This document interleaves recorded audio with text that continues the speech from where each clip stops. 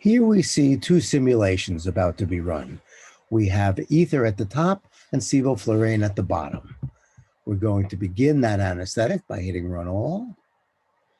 And we're going to see the anesthetic levels come up to the 1 MAC level in the vessel-rich group in ether. And we get it there also in sevoflurane. Sevoflurane had a little bit of overshoot in the alveolar concentration. Ether did not. We can see that on these two curves as well. At this point, I'm turning down the vaporizer to a more reasonable value and continuing the simulation. So with the vaporizer setting lower than it was before, we've got the patient at a constant depth of anesthesia, and notice the large gap between the inspired or vaporizer concentration and the alveolar concentration for ether, because it is so very soluble. Now, at this point, we ask ourselves the question, is there any danger of this high solubility? Is there any danger with having the inspired concentration so high compared to the expired concentration?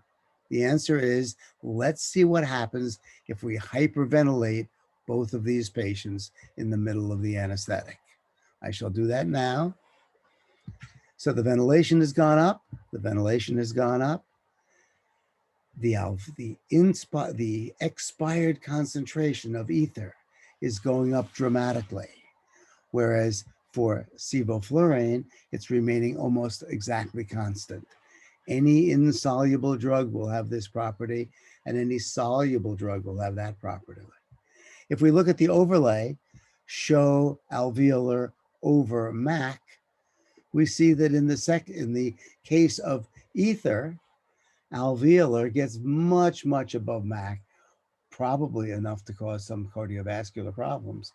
Whereas with a less soluble drug, we get a very constant level in the alveolar compartment and in the vessel-rich group.